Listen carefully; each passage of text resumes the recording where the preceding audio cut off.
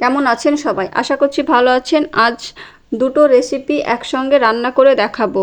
মুগ কলাই দিয়ে পালং শাক আর রুই মাছ মশালা ভাজা, মানে মশালা রুই মাছ ভাজা কিভাবে রান্না করি আপনারা সাথে থেকে সম্পূর্ণ ভিডিওটা দেখুন। পালং শাকটা আগের দিন কিনে এনেছিল আব্বা, ফ্রিজে মা পরিষ্কার করে ধুয়ে রেখে দিয়েছিল। আজকে ফ্রিজ থেকে 1 ঘন্টা আগে বের করে রেখে আমি পালং শাকটা চপিং বোর্ডে কেটে নিচ্ছি।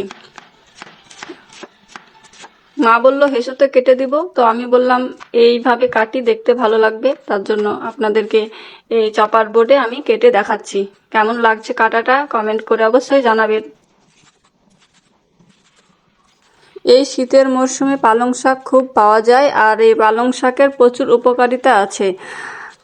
পালং শাকে আয়রন আছে। আপনারা পালং শাক সপ্তাহে অন্তত 2 দিন বা 3 দিন ভাজা করে খেতে পারেন, ডাল দিয়ে রান্না করে খেতে পারেন, শরীরের পক্ষে খুবই ভালো। আর আমার সবুজ যে কোনো জিনিস, মানে শাক যেগুলো সবুজ, খেতে খুব ভালো লাগে। আপনাদের কেমন লাগে বলবেন, কমেন্ট করে জানাবেন। এইখানে কড়াইতে ডালটা সিদ্ধ করতে দেওয়া হয়েছে, প্রায় সিদ্ধ হয়ে এসছে। এবার কেটে রাখা পালং শাকগুলো দিয়ে দিলাম।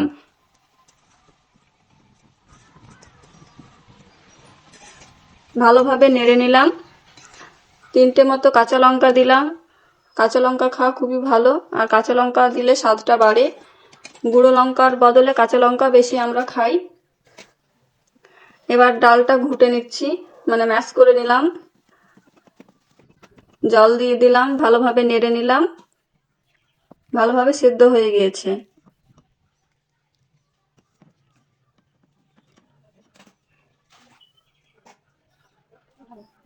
একটা বাটিতে তুলে নিলাম।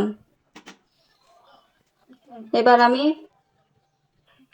ওই কড়াইতেই ফোড়নে পেঁয়াজ দিলাম, শুকনো লঙ্কা, রসুন কুচি, তেল আর পাঁচফোড়ন দিয়ে দিব। একটু আদা গ্রেট করে দিলাম।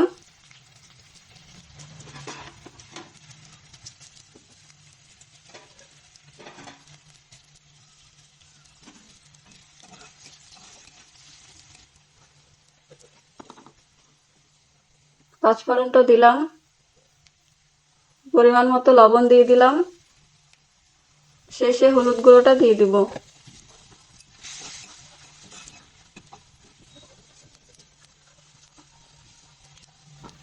এবার ডালটা দিয়ে দিলাম। কিছুক্ষণ নেড়ে ফুটে আসলে ডালটা নামিয়ে রাখবো। খেতে খুব সুন্দর হয়েছিল। এইভাবে আপনারা রান্না করে খাবেন, খেতে খুব ভালো লাগবে পালং শাক।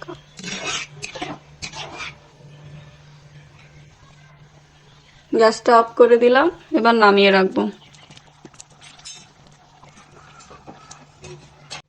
দেখুন কালারটাও সবুজ হয়ে আছে।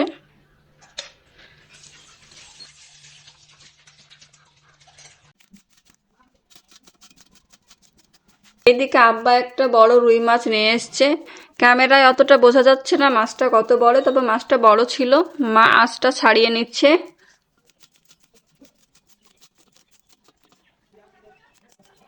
এই দেখুন পুঁই শাক আমাদের এর আগে দেখানো হয়েছে। আঁশটা প্রায় শেষের দিকে ছাড়ানো হয়ে গিয়েছে। এবার মা হেসোতে কেটে নিচ্ছে। পাখনাগুলো একটা একটা করে কেটে নিচ্ছে, তারপর মাছটা কেটে নেবে। এর আগে মাছ কাটার ভিডিও আপনারা দেখেছেন, আমি কেটেছি। আজকে মা মাছটা হেসোতে কাটছে, আপনারা দেখুন।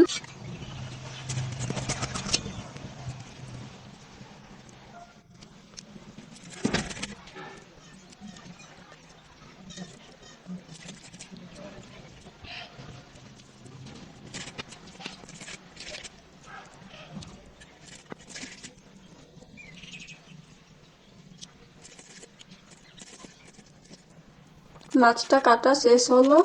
এবার কিছুটা ছোট ছোট করে মাছ কেটে রাখবে। এই ছোট ছোট পিসগুলো আমি অন্য একটা রেসিপি রান্না করব, এখন বলবো না রেসিপিটা কি, পরে আপনাদের সঙ্গে আবার শেয়ার করব এই রেসিপিটা। এগুলো আলাদা করে ভেজে রেখে দেব। মাথাটা খুব মোটা ছিল, কাটতে খুব অসুবিধা হচ্ছিল। হেসেতেও ধারটা কম ছিল, তার জন্য তাড়াতাড়ি কাটছে না। দেখুন স্লিপ কাটছে। আর আমার মায়ের বাড়িতে বেশিরভাগই মাছ হয়, মাছটা খেতে খুব পছন্দ করে, তার জন্য ডেলি মাছ রান্নাটাই হয়।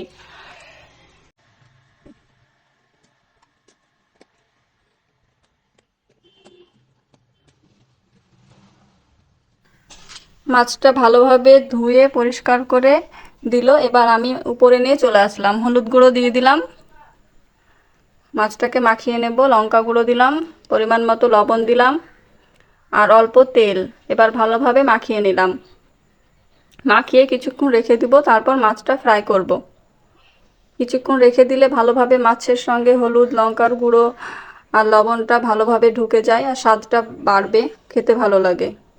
তার সঙ্গে সর্ষের তেল, বাড়ির খাঁটি সর্ষের তেল দিয়ে মাখিয়েছি, আরও স্বাদটা বেশি লাগবে। গ্যাসটা ধরিয়ে দিলাম, কড়াইটা চাপিয়ে দিলাম। এবার কড়াইটা গরম হয়ে আসলে তেলটা দিয়ে দেব। গরম হয়ে গিয়েছে, তেলটা দিয়ে দিলাম, মাছগুলো একে একে ভেজে নেব।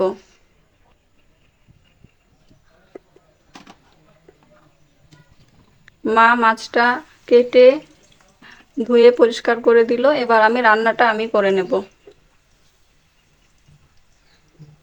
একে একে মাছগুলো ভেজে নেব।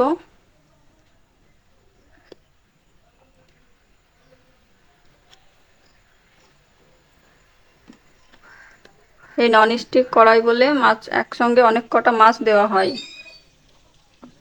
তাড়াতাড়ি ভাজাও হয়। একদিক ভাজা হয়ে গিয়েছে, উল্টিয়ে দিলাম। এই এই দিকটা ভাজা হয়ে গেলে তুলে নেব।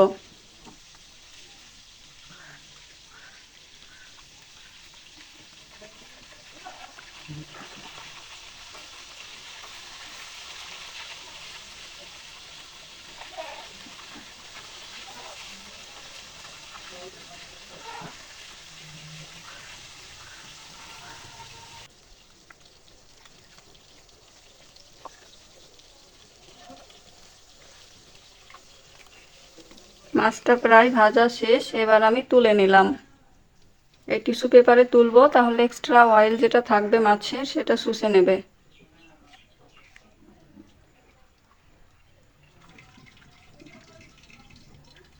বাকিগুলো ভেজে নিলাম।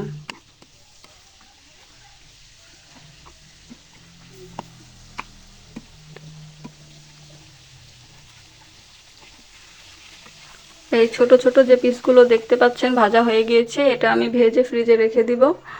আপনাদেরকে তো বললাম একটু আগে এটা আলাদা একটা রেসিপি বানাবো, তার জন্য এর সাথে আর রান্না করলাম না।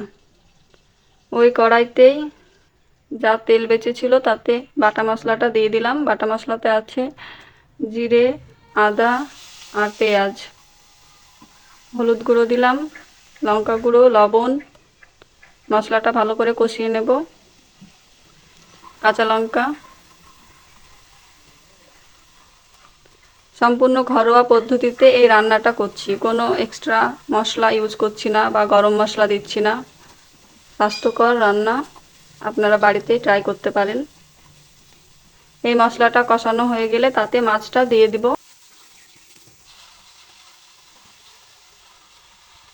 খানিকক্ষণ মশলাটা সঙ্গে মাছটা নেড়ে নেব, যাতে মশলাগুলো মাছের ভিতরে ঢুকে। এইটাকে বলছে মশলা মাছ ভাজা। এইভাবে আপনারা রেখে দিবেন যদি মশলা মাছ ভাজা খেতে চান। এটা খেতে খুব টেস্টি হয়। আমি 2 পিস মতো তুলে রাখবো, আমার খেতে খুব ভালো লাগে তার জন্য। আর মা আব্বা বললো একটু পাতলা ঝোল করতে, তার জন্য একটু গরম জল দিয়ে দিলাম, অল্প সামান্য একটু ঝোল হবে। এবার সিদ্ধটা হয়ে গেলে, ফুটে গিয়েছে, মাছটা সিদ্ধটা হয়ে যাবে, গ্যাস অফ করে নামিয়ে রাখবো। আজকের রান্না এই পর্যন্ত, এখানেই শেষ। পুরো ভিডিওটা যদি আপনাদের ভালো লেগে থাকে লাইক শেয়ার কমেন্ট করে পাশে থাকবেন। আর এইখানে আরও একটা রেসিপি ছিল যেটা মা রান্না করেছে, ফুলকপি আর আলু দিয়ে ভাজা।